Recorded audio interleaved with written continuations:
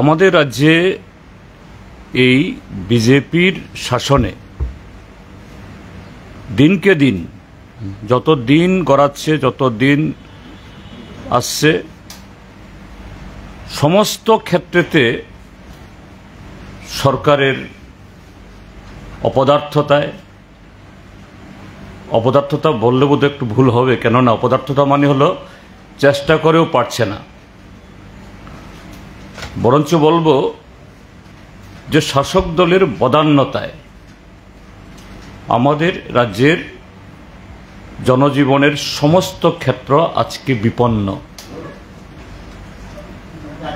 সমস্ত ক্ষেত্র আজকে গোটা মানুষের যে স্বপ্ন, এটা উৎসবই হোক বা অন্য সব কিছু, এটা ধুলোয় মিশে যাওয়ার মতো উপক্রম। এটা অস্বস্তিকর, নবিশ্বাস সর্বত্র। সে কারণে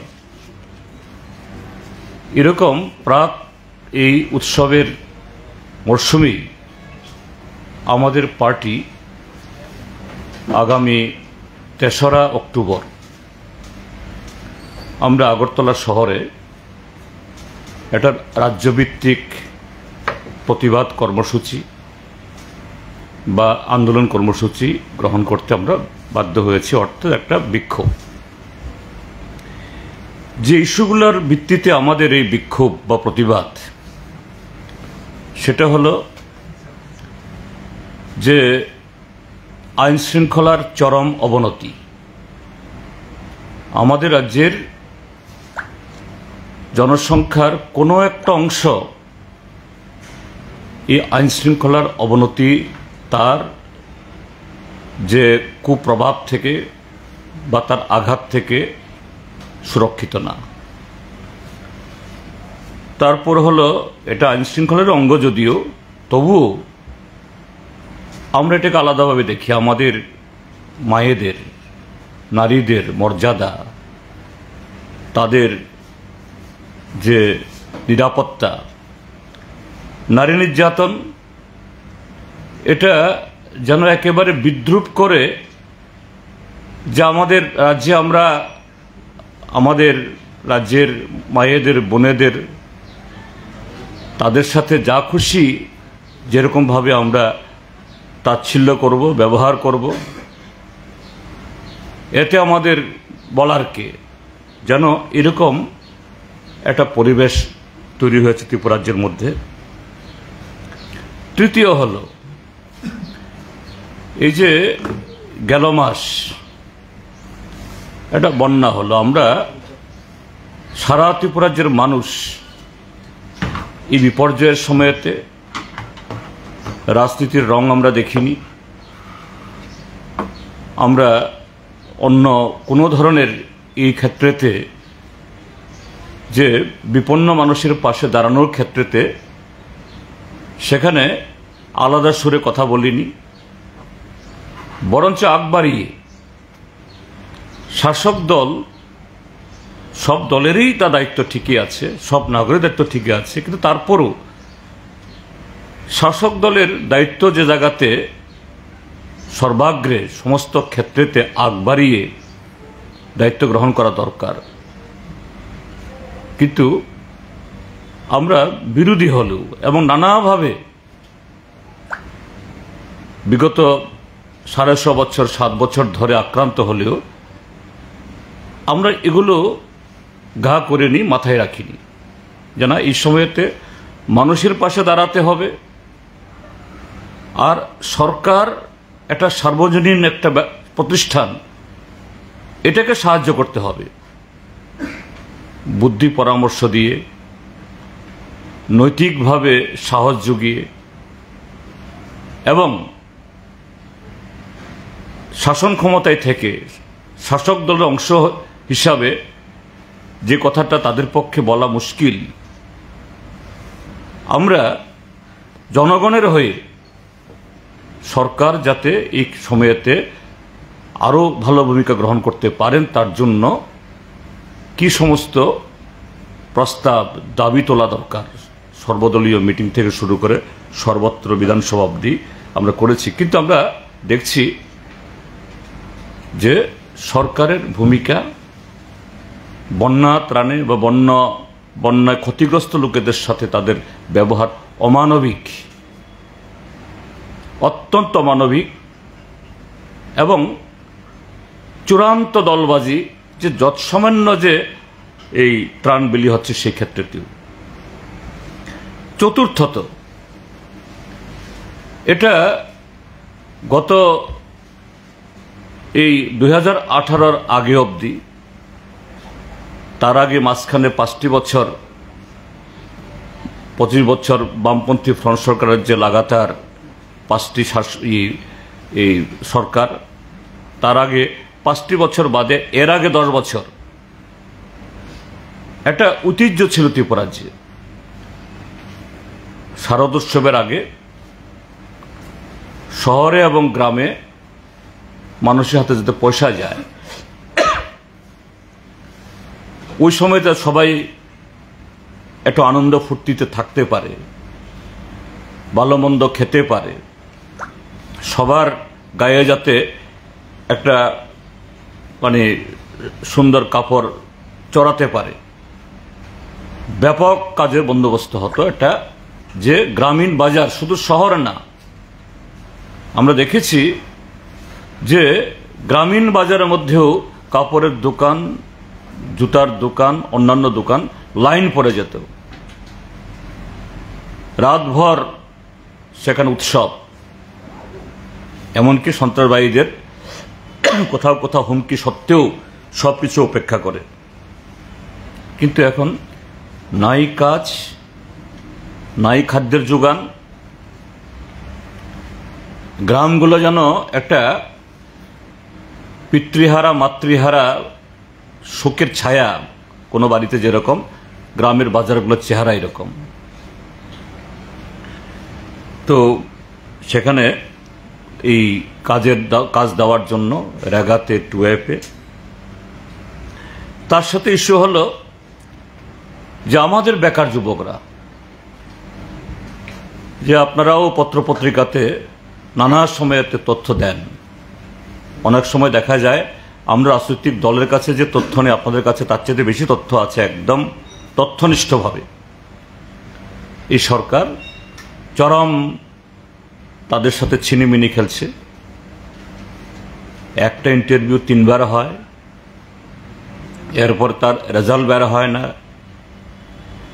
লিখিত পরীক্ষা হয়, বছর গড়ে ফল প্রকাশ হয় না, মেধা তালিকা বের হয় না, ওয়েটিং লিস্ট বের হয় না, ছিটেফোঁটা কিছু চাকরি হয়, কিন্তু হাজার হাজার ছেলে মেয়ে এইভাবে এদের জীবন নষ্ট হচ্ছে। আর বেকারি যে কোন পর্যায়ে,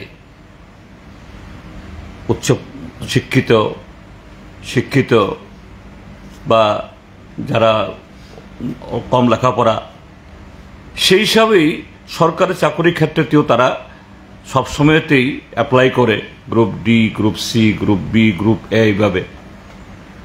দেখা গেল এবার যে জেআরবিটি চাকরি 2,500-এর মতো চাকরি ছেড়েছে দীর্ঘ তাল বাহানার পর। তার অর্ধেকের বেশি হলো master degree holder, engineer, PhD holder, agri MSc, MSc, double MA, NET SLET clear করা, তাকে পিয়নের চাকরি অফার ধরিয়ে দিয়েছে। মানে কি ধরনের যে কর্মসংস্থানের যে সংকট তৈরি হলে পরে এই ধরনের চিত্র তৈরি হয়। আর যারা কম লেখাপড়া জানা তাদের তো নেই। তার মধ্যে হলো আবার এক দফা এর আগে তো ওই পশ্চিমবাংলার কোনো একটা জেলা থেকে, আসামের কোনো একটা জেলা থেকে, বিহারের কোনো একটা জায়গা থেকে, অন্য জায়গা থেকে না, এটা বোঝাই যায় অনিয়ম। এরা ত্রিপুরাতে এসে এই গ্রুপ সির চাকরি নিয়ে নিল। এবং তারই একটা ঘটনা দেখছি, এই কদিন আগেও সরকারের তরফ থেকে কোনো এরকম টনক নেই, উদ্যোগ নেই। আমাদের রাজ্যের বেকার যুবকরাই ধরছেন, দিল্লি থেকে আসা, হরিয়ানা থেকে আসা, বিহার থেকে আসা, ছেলে, তারা পিআরটিসি বানিয়ে নকল ত্রিপুরাজ্যের চাকরি পরীক্ষায় বসছেন। অর্থাৎ আগে থেকেই বিগত সময়তে যেরকম চাকরি হয়েছে এরকম অনিয়মে লাইন করে তারা এসছেন, পয়সা করে দিয়ে কোনো নেতা, কোনো এই বড় প্রভাবশালী লোকদের হাত ধরে। ষষ্ঠত হল বিদ্যুতের দাম। এমনিতেই বিদ্যুৎ অপ্রতুল। গত 7.5 বছরে 1 ইউনিট মানে নতুন করে 1 ইউনিট বিদ্যুৎ উৎপাদন তারা করেনি। বলে ওই তো আমাদের সোলার লাগিয়েছে। আর সোলার তো আজকে আছে, কালকে নেই। এর বন্টন ব্যবস্থায় কত ধরনের, এর মধ্যে চুপিসারে বিদ্যুতের ইউনিট কস্ট বাড়িয়ে দিল। তারপর এখানে এনেছিল ওই প্রাইভেট কোম্পানি, হাজার হাজার টাকা লুট করে এই প্রাইভেট কোম্পানিকে ছেড়ে দিল। এই 1000 কোটি টাকা শুধু তারা নিয়েছে। যেভাবে তাদেরকে ছেড়ে দেওয়া হলো, সন্দেহ উদ্রেক হচ্ছে তার মধ্যে কোনো আবার কি ধরনের মানে কাণ্ড কারখানা আছে। এবং সর্বশেষ হলো দুর্নীতি। দুর্নীতির সাথে বিজেপি এবং বিজেপি পরিচালিত সরকার, দুর্নীতি, বিজেপি এবং বিজেপি পরিচালিত সরকার, এই তিনটা এখন সাইনোনিমাস, সমার্থক।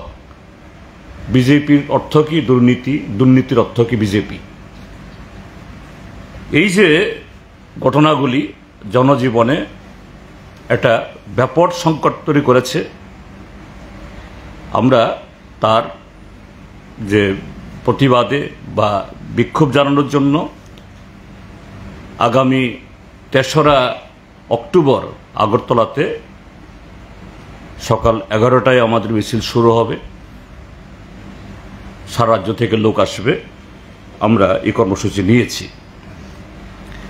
এখন যে কটা ইস্যু আছে, আমি জাস্ট কয়েকটা, কেন এটা জনজীবনে এই যে এত নাবিশ্বাস এনেছে, আমি তার কয়েকটা উদাহরণ সহ দিতে চাই। আমি ধন্যবাদ জানাচ্ছি সংবাদ মাধ্যমকেও। এই সাম্প্রতিককালেও দৈনিক সংবাদ, স্পন্দন, প্রতিবাদী কলাম, ফরিয়াদ, আরও অনেক পত্রিকাতে নানাভাবে তথ্য তুলে ধরেছেন আইন শৃঙ্খলা অবনতি কি। আমাদের যে রিসার্চ, আমরা যে তথ্য সংগ্রহ করেছি, সেই একই সূত্র যে গত 6 মাসে, আমি গত 1 বছর কথা বলছি না, এই রাজ্যে সেখানে খুন হয়েছে প্রায় 50টার মতো। আপনারা লিখেছেন কেউ 47, কেউ 46, কেউ এরকম। তার মানে হলো যে প্রতি মাসে 7 থেকে 8 জন লোক খুন। হ্যাঁ, এরকম খুন অন্য রাজ্যেও হয়, এতে কিছু পদক্ষেপ নেওয়া হয় পুলিশের তরফ থেকে। এখানে প্রায় প্রতিটি ক্ষেত্রেতেই এই খুনের সাথে অভিযুক্ত কার নাম আসছে? শাসক দলের কেউ। যে মাত্র শাসক দলের কেউ নাম উঠে গেল, পুলিশ আর এক কদম এগোয় না, ধারা পাল্টে যায়। যে খুনের আসামিকে 302 ধারা, অর্থাৎ মানে খুনি হিসাবে সে ধারা তো বুক করা দরকার, সে ধারা প্রযোজ্য হয় না, থানা থেকে বেল পেয়ে যায়। তারপর নারী, শিশু, তার উপরে rape, gang rape, rape and murder এবং শ্লীলতাহানি ইত্যাদি। এই ঘটনা গত 6 মাসে প্রায় 1300টির মতো। তার মানে দিনে, কারণ মহিলাদের উপর এরকম ঘটনা হলে পরে সবটা রিপোর্ট হয় না এখনো আমাদের সমাজ ব্যবস্থা যেরকম, আর রিপোর্ট হলেও যেহেতু অ্যাকশন হয় না, অনেকেই আসে না, কিন্তু তারপরও আমি বলবো এই সংখ্যাটা কম। দিনে 7 থেকে 8টি ঘটনা হচ্ছে প্রত্যেক দিন। এবং এই ক্ষেত্রেতেও অপরাধী খুঁজতে বেরোলেই শাসক দলের কোনো না কোনো নেতা, এবং আজকাল মানুষ এত সচেতন, সোশ্যাল মিডিয়াতে পুলিশ খুঁজে না পেলেও তাদের এই দেবতুল্য এই অপরাধীদের ছবি চলে আসে, নেতাদের সাথে মালা দিয়ে নেতাদের পাশে আলো করে তারা বসে আছে, এবং এই ক্ষেত্রেতেও কোথাও তার কোনো হিল্লে শেখানো হয় না, ধরা পড়ে না। অর্থাৎ যে এই ঘটনা, নারীদের উপর আক্রমণ, এই নানা ধরনের এতে মাসে প্রায় গড়ে 215টা, সপ্তাহে প্রায় প্রতি সপ্তাহে প্রায় 52টা করে ঘটনা হচ্ছে। বলা যেতে পারে এই ত্রিপুরাজ্যটা এটা যেন একটা নারী নির্যাতনের রাজধানী, নারীদের উপরে নানা ধরনের অপরাধের রাজধানী, capital of the atrocities upon the women. এবং এটা এখানেই শেষ না, তার সাথে হলো যারা আপনারা সংবাদ সংগ্রহ করেন, শাসক দলের মনোপুত হলো না, তাদের দুর্নীতি বেরিয়ে আসলো, সাধারণ মানুষকে যারা পেটায়, স্বাভাবিক সাংবাদিক তার কাছে কিছু না, আর পুলিশ যেহেতু তাদের মিত্র, কাজে সেই জায়গাতে সাংবাদিক পেটানো, লোড, নেগোসিয়েশনে অফিসারদের মানে অফিস তছনছ করা, মারধর করা, তালা দেয়া, আজকে এটা day on day out and day in office ত্রিপুরাজ্যে। এবং আরও ঘটনা হলো আইনশৃঙ্খলা অবনতির, যে ত্রিপুরাজ্যে বারবারন্ত খুবই উদ্বেগজনকভাবে মব লিঞ্চিং, সেই এক মব লিঞ্চিং আপনারা দেখেছেন ওই করোনার আগে সাবরুমের কি চক্রবর্তী জানি একজন শিল্পী, হ্যাঁ সুকান্ত চক্রবর্তী, হ্যাঁ প্রথমেই, এর আগে মোহনপুর হয়েছিল, কত হম্বিতম্বি দেখলাম তৎকালীন মুখ্যমন্ত্রী, তাদেরকে একদম ফাঁসি দিয়ে দেবে 7 দিনের মধ্যে, দুনিয়া থেকে গুড়িয়ে দেবে, তাদের নেতারা গিয়ে বলেন তাদের জন্য চাকরি হবে। সে সুকান্ত চক্রবর্তীর বাড়িতে একটা ইয়েও পুছেনি, এক মুঠোর চাউলও পুছেনি, চাকরি তো দূরে থাক, কেউ খোঁজ নেয় না। আজকে প্রায় 5-6 বছর হয়ে গেল। মোহনপুরেও সেই যুবতী মেয়েকে যে পুড়িয়ে মারা হলো, একজন আসামি গ্রেপ্তার হয়নি। তো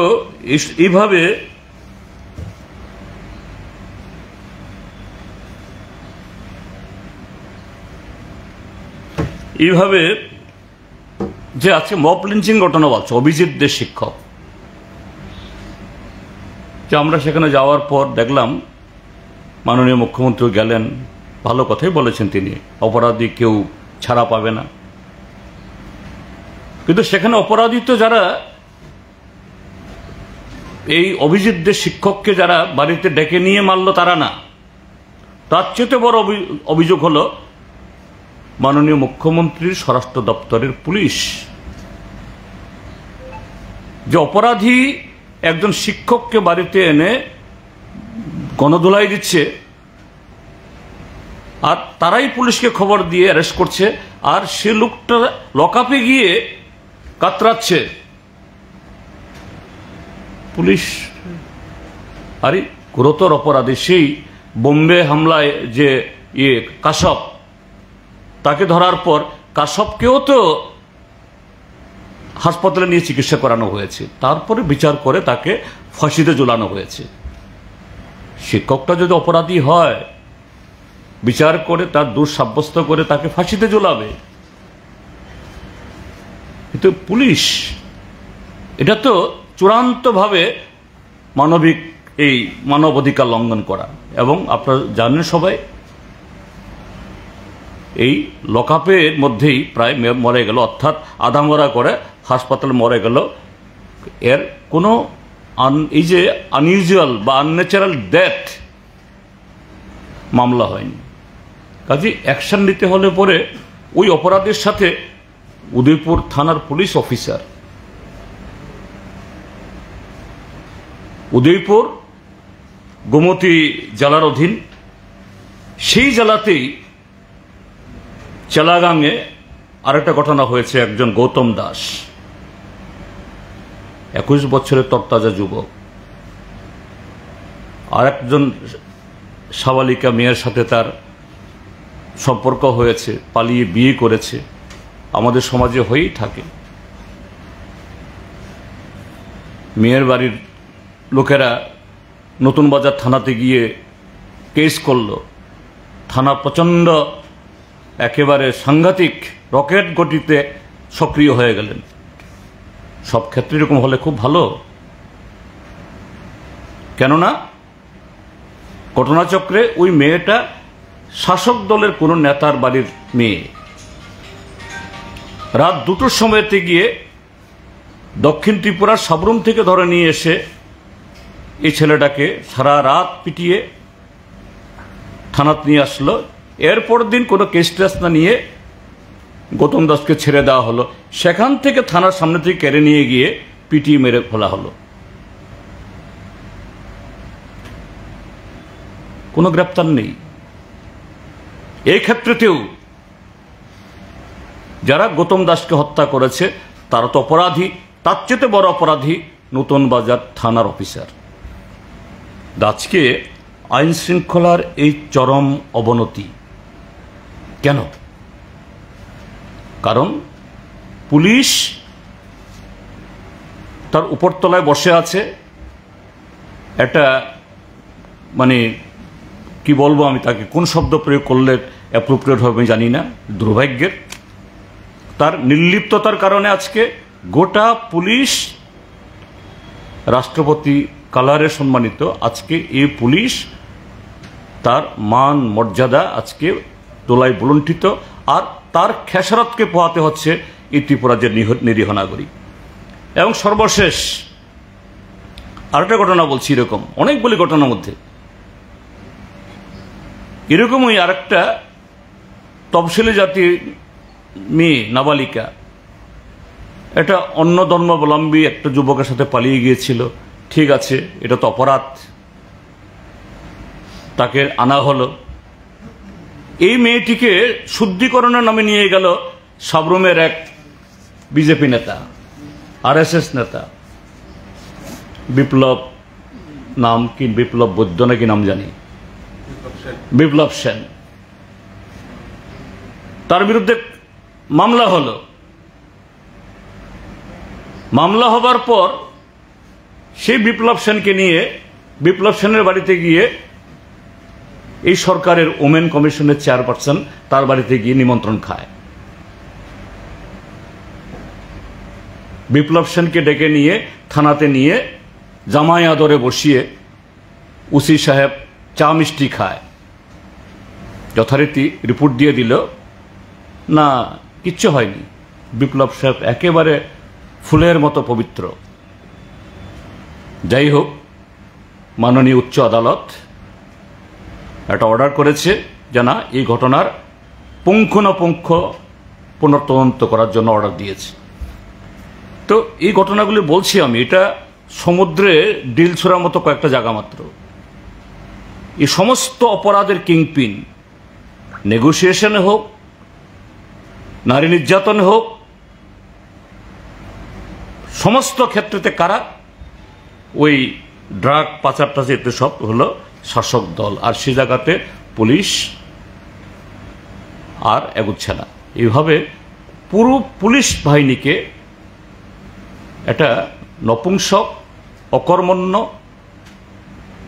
এবং ত্রিপুরাজ্যের আইন শৃঙ্খলার সম্পূর্ণ যে খতমটা দেওয়ার জায়গায় নিয়ে গেছে। আমি দ্বিতীয় যেটা বলছি হলো ত্রাণ বন্টন। আপনারা দেখেছেন গত 40 বছর ইতিহাসে ত্রিপুরাজ্যে এরকম বন্যার হয়নি। আমরা বললাম সরকারকে এটাকে জাতীয় বিপর্যয় হিসাবে ঘোষণা করুন। সবকটি রাজনৈতিক দল, এমনকি বিজেপির যারা শরিক দল, তারাও বললেন হ্যাঁ ঠিক। আরে এখানে তো কোনো রাজনীতির প্রশ্ন না, মানুষকে সেবা করার জন্য। জাতীয় রাজনৈতিক বিপর্যয় হলে পরে, এই জাতীয় বিপর্যয় হলে পরে, ঘোষণা হলে পরে ত্রাণ আরো বেশি পাওয়া যেত। ইন্স্যুরেন্স কোম্পানিগুলো কৃষকদের ফসল বিমাতে 100% তাদেরকে ফেরত দিতে বাধ্য হতো। সরকার চুপ। আমরা দাবি করলাম কেন্দ্র থেকে টিম পাঠাবার জন্য দাবি করুন। যাই হোক, কথা শুনেছে রাজ্য সরকার, বলেছে, এসছে, কিন্তু আজ পর্যন্ত আমরা জানি না সেই কেন্দ্রীয় টিম আসলেন। তারা 2 দলে বিভিন্ন জেলাতে গেলেন, ধন্যবাদ, কিন্তু আজ পর্যন্ত শোনা গেল না তারা কত টাকার প্যাকেজ বা কত টাকা সাহায্যের জন্য সুপারিশ করেছে। রাজ্য সরকারের কোনো বক্তব্য নেই।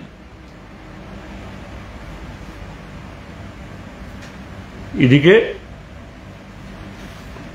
কৃষি এবং সচিবকে দিয়ে, অর্থ সচিবকে দিয়ে ঘোষণা করাচ্ছে কৃষকদের গড়ে 1000 টাকা করে দেয়া হবে। আরে যে কৃষকের লক্ষ লক্ষ টাকার জমি সম্পূর্ণ ধসে গেল, লক্ষ লক্ষ টাকার পুকুর লেকের মাছ চলে গেল, রাবার বাগান ধ্বংস হয়ে গেল, 1000 টাকা কি করতে সেখানে? বলছেন 14 কোটি টাকা খরচ হবে। যেন মন্ত্রীবাবুদের তাদের জমানো টাকা বা নানাভাবে যে এখন টাকা বানাচ্ছে সেখান থেকে তাদের দিতে হচ্ছে। কি ধরনের অমানবিকতা, কি ধরনের তাচ্ছিল্য! শুধু তা না, আমাদের সরকারের নিয়মেই যদি এরকম প্রাকৃতিক দুর্যোগে ঘর যায় তাকে ডিজাস্টার রিলিফ ফান্ড থেকে টাকা দেওয়ার ব্যবস্থা আছে। এটা দিতে বাধ্য, এটাই নিয়ম, স্ট্যাটুটরি। কিন্তু সেই ক্ষেত্রেতেও দেখা যায় এই যে প্রশাসনে নতুন ত্রিস্তর পঞ্চায়েত আসলো, যখন বন্যা হচ্ছিল তখন নতুন পদাধিকারী আসেনি। এখন নতুন অনেক তাল বাহানার পর, নিজেরাই চুল ছেঁড়াছেড়ি করার পর প্রধান হয়েছে, পঞ্চায়েত সমিতির চেয়ারপারসন হয়েছে, সভাধিপতি হয়েছে, এখন সেখানে দলবাজি। সরকারি ত্রাণ বন্টনে যাদের পাওয়ার কথা এদের কানে দিয়ে এখানেও দলের লোকদের পাইয়ে দেওয়ার, আর একটু নিজেদের না হলেই তাকে বঞ্চিত করো।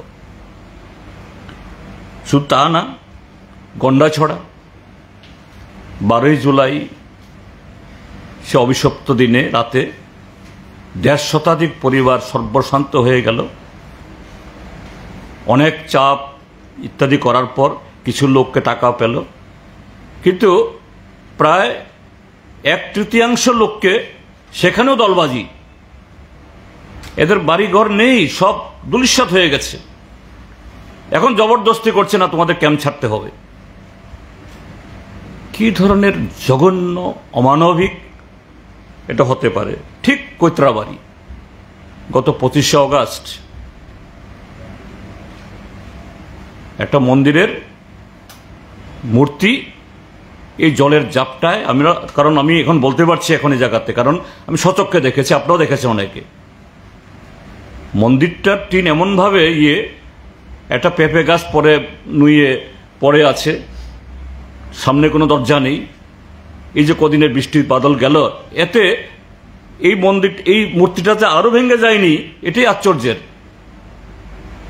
এর একটা ক্ষতি হলো, হ্যাঁ ঠিক আছে, ধর্মাবলম্বী যারা তাদের কাছে হয়তো বা খারাপ লেগেছে, কিন্তু খারাপ লাগা মানে হলো সেই মূর্তি অন্য কোনো একটা সম্প্রদায়ের লোকরাই ক্ষতি করেছে। কোত্থেকে এই সিদ্ধান্ত আসলো? আর তার অপরাধে বাইরের থেকে সমস্ত সমাজবিরোধীদের জড়ো করে নিয়ে গিয়ে একটা গ্রাম পুরা নিচ্ছিন্ন করে দিল। তারপরে আবার 1 মাসের উপরে কাউকে যেতে দেয় না প্রশাসন। একেবারে প্রশাসন কি কঠোর! কিন্তু যখন বাইরের থেকে সমাজদ্রোহীরা গিয়ে সেখানে পেট্রোলের ড্রাম, রামদা ইত্যাদি নিয়ে আক্রমণ করে, তখন এই প্রশাসন একেবারে মাখনের মতো কোমল। কি ধরনের প্রশাসন এগুলো! এবং সেখানেও 25শে অগাস্ট ঘটনা হয়েছে, আজকে 27শে সেপ্টেম্বর, 1 মাস 2 দিন হয়ে গেল। সাহায্য কত? 2000, কাউকে সর্বাধিক 10,000। যাদের রোজগারের জন্য এই যে পিকআপ ভ্যান বা আরও নানা ধরনের সামগ্রী করেছে, লাখ টাকা সারা জীবনের যে জোরানো টাকা দিয়ে বাড়িঘর বানিয়েছে, শেষ হয়ে গেল, 10,000 টাকা হয়ে যাবে? কি ধরনের অমানবিক! কোনো ব্যবস্থা সেখানে পড়ছে না। তারপর আমরা দাবি জানাচ্ছি, সরকার তো দাবি জানায় না, আমাদের যে পার্লামেন্ট আইন করেছে national rural employment guarantee scheme, বা খুব সংক্ষেপে বলে আমরা রেগা আইনে প্রাকৃতিক দুর্যোগ যদি হয় কোনো এলাকাতে, সেখানে 100 দিনের জায়গাতে 150 দিনের কাজ দেওয়া, এটা আইনের মধ্যেই ব্যবস্থা আছে, প্রভিশন আছে। রাজ্যে কতদিন কাজ হচ্ছে? 40 দিন, 42 দিন, 43 দিন। তাও মুষ্টিমেয় কিছু লোক, তারাই কাজ না করে এদের নামে সব টাকা চলে যায়। আমরা বললাম, এখন যদি এই 150-200 দিন যদি কাজ দেওয়া যায়, এই টাকা দিয়েই তো এই যে হাজার হাজার হেক্টর জমি পলি পড়েছে, বালি উঠেছে, সীমানা নিচ্ছিন্ন হয়ে গেছে। একদিকে গ্রামের লোক কাজ পাবে, আরেকদিকে হলো পুকুরের বাঁধ তৈরি হবে, লেকের বাঁধ তৈরি হবে, জমির পলি এই সরানো যাবে, ড্রেন ঠিক করা যাবে। সরকার নির্লিপ্ত, কোনো চিন্তা ভাবনা নেই। অথচ আমরা বিরোধীরা তাদেরকে কনস্ট্রাকটিভলি আমরা এই দিচ্ছি। বিদ্যুৎ, একটা ট্রাই আছে, একটা বলে যে না, ট্রাইয়ের কাছে কোনো ধরনের অভিযোগ পড়েনি। আরে, ট্রাইয়ের বিজ্ঞাপন তো আমাদের চোখেই পড়েনি। ট্রাইয়ের বিজ্ঞাপন তো পড়তে হবে, হয়তো কোনো একটা পত্রিকা তার কোনো একটা ছোট্ট করে দিয়ে দিয়েছে, অন্য পত্রিকা তো ছবি টবি দিয়ে একেবারে মন্ত্রীর চেহারা ইত্যাদি দিয়ে দেয়, এসব বালাই নেই। হঠাৎ ঘোষণা করে দিল ইউনিট কস্ট বেড়ে গেছে। এইভাবেই এই ত্রিপুরা রাজ্যের লোককে ঠকানো। আর করাপশন সম্পর্কে তো বলে লাভ নেই। বিধানসভাতে এক মন্ত্রীকে যখন বলা হলো আপনার বিরুদ্ধে সব আসছে, বলছে আমি তোমারটাও জানি। তারপরে এই মন্ত্রী প্রবর এসে বললেন যে না, 24 ঘন্টার মধ্যে না বললে পরে আমি কেস করব। আমার মনে হয় 24 দিন পার হয়ে গেছে। কাজেই তিনি শুধু নন, আরো অনেক মন্ত্রী রাতারাতি 3 তলা 4 তলা বাড়ি, আগরতলায় বাড়ি, কৈলাসহরে বাড়ি, ধর্মনগরে বাড়ি।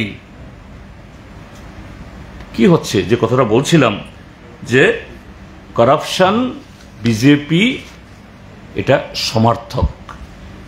তার বিরুদ্ধে এই রাজ্যবাসীকে আমরা আবেদন জানাই, আগামী 3 তারিখ আসুন, রাজপথে নেমে এই অরাজকতা, নৈরাজ্য এবং অর্থনৈতিক সংকট, বিশৃঙ্খলা তৈরি করেছে, তার বিরুদ্ধে প্রতিবাদে এই সরকারের টনক নড়ানোর জন্য।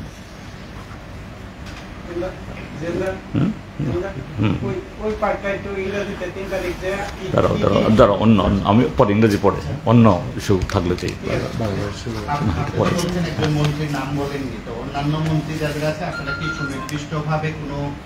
আসবে আসবে আসবে, এখন তো সব চোখে দেখছি। কারণ এগুলি তো তারা প্রমাণ করে আর করেনি, কাজেশ্বর প্রমাণ সব রেডি হচ্ছে। আর অকাট্য প্রমাণ নিয়ে আমরা জনগণের কাছে আসবো, এই নামগুলি বলবো। সম্প্রতি 584 জন জঙ্গি আত্মসমর্পণ করেছে, এই ব্যাপারে আপনাদের অবস্থান কি? না, এটা তো আমাদের অবস্থান প্রশ্ন, আমরা জনগণের মধ্যে আছি। যে 2013-14 সালের পর থেকেই ত্রিপুরা যে এই জঙ্গি প্রায় হ্যাঁ ছিল কিছু জঙ্গি এই বাংলাদেশে, কিন্তু তাদের আর ত্রিপুরাজ্যে অপারেশন করার আর কোনো ক্ষমতা ছিল না।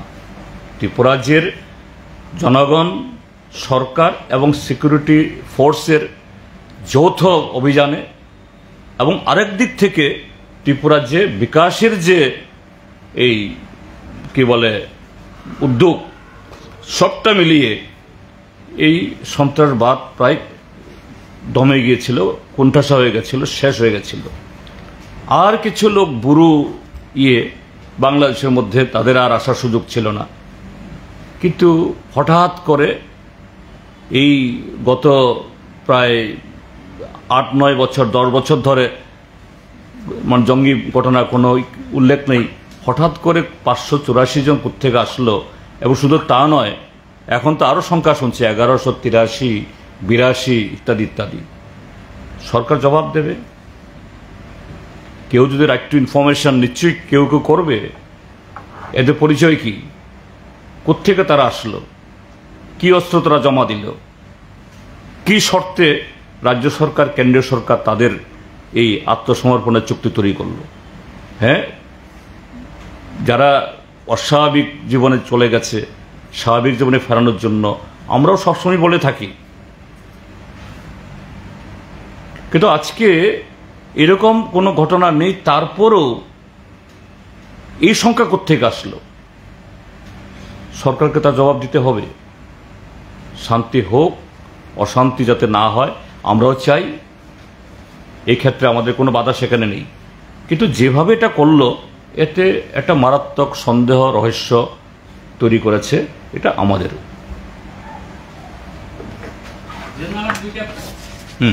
দুটো কোশ্চেন আছে। প্রথমটা হচ্ছে যে এই যে চুক্তির কথা বললেন আপনি, আপনার কাছে কি এরকম কোনো তথ্য আছে যে কনস্টিটিউশন অ্যামেন্ডমেন্টের 125তম ধারা নিয়ে তাদের কোনো বক্তব্য আছে কিনা এই চুক্তির ভিতরে? কিছুই নেই, এতে থাকবে মানে কিছুই নেই। এবং এগুলো নিয়ে তাদের কোনো এগুলো ইস্যু ছিল না। এদের ইস্যু তো ছিল স্বাধীন ত্রিপুরা।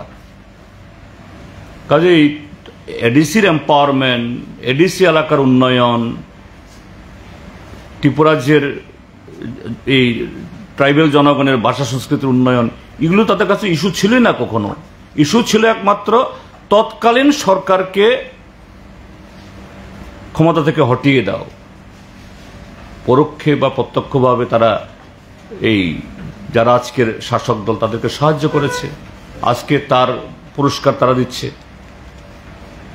সেকেন্ড কোশ্চেনটা হচ্ছে যে এক দেশ এক নির্বাচন হয়ে যাওয়ার পরে এই প্রথম কেউ কেউ বলতেন তখন যে নির্বাচনের ক্ষেত্রে খরচা অনেক কম হয়ে যাবে কারোর দাবি।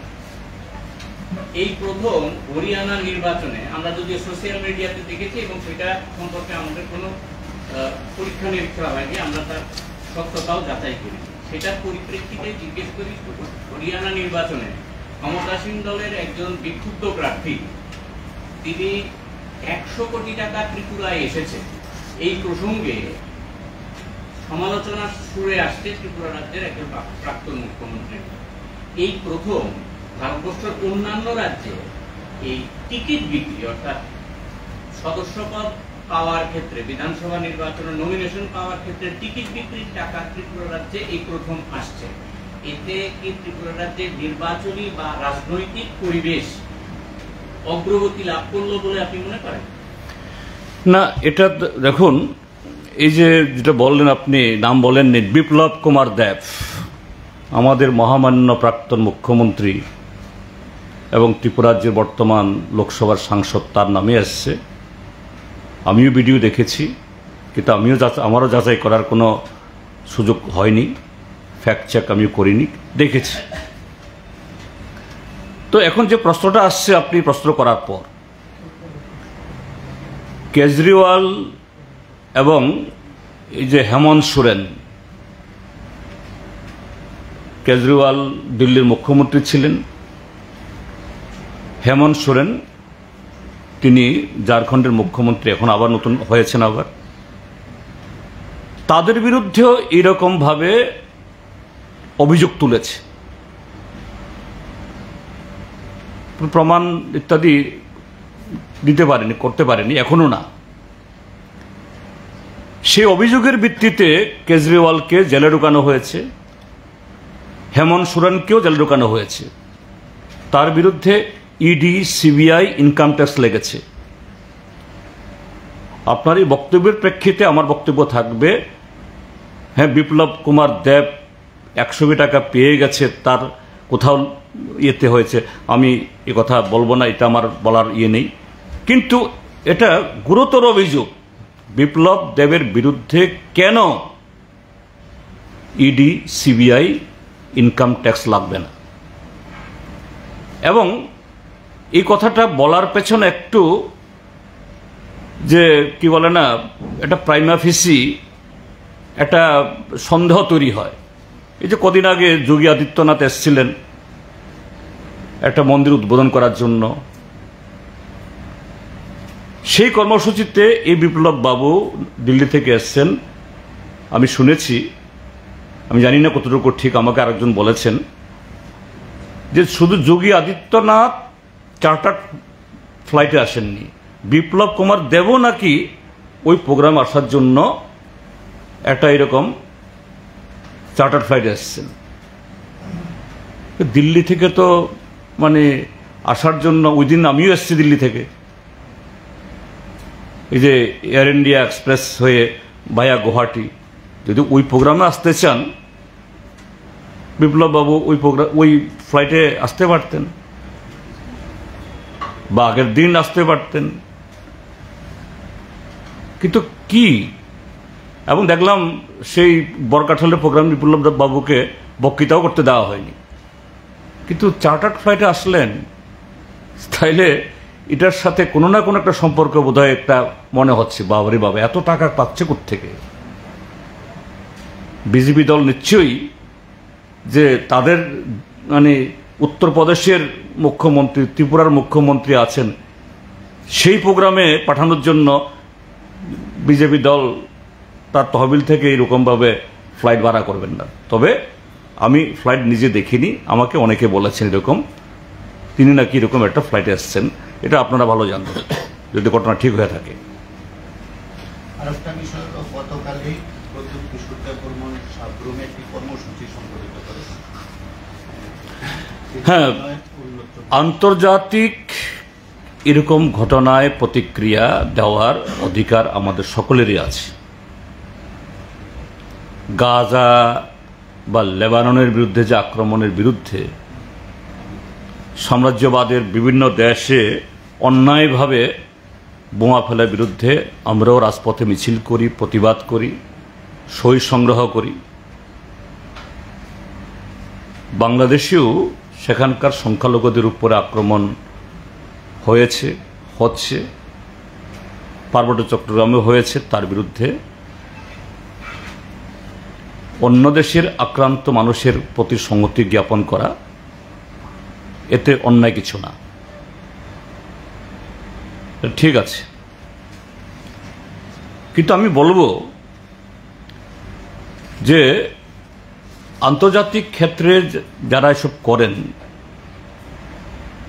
দেশের মানুষও যখন এরকম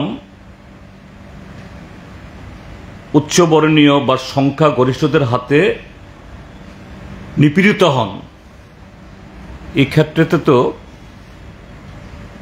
সেই দল কোনো কথা বলে না।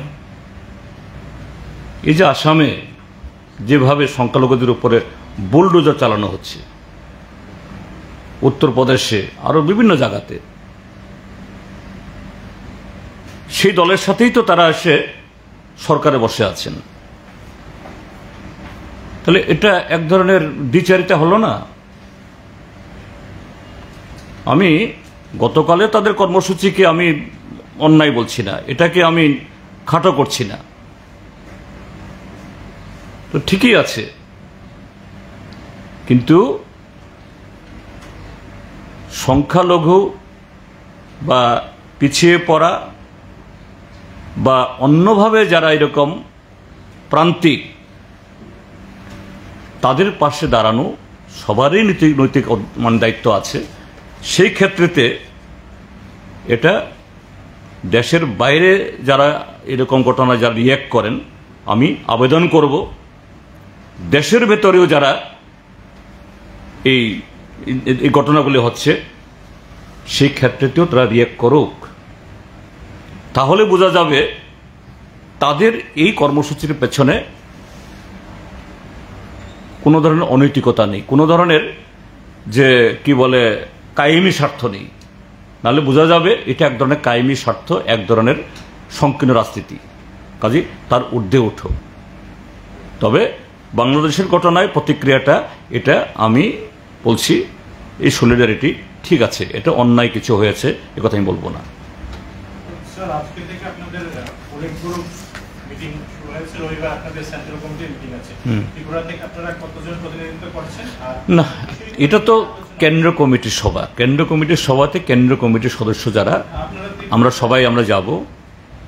আমাদের ত্রিপুরা রাজ্য থেকে কেন্দ্রীয় কমিটির সদস্য আছে আমরা 6 জন। তার মধ্যে এই 6 জনের মধ্যে একজন পলিট ব্যুরো মেম্বার কমরেড মানিক সরকার, তিনি ইতিমধ্যেই গতকাল চলে গেছেন। বাকি 5 জন আজকে আমরা যাব।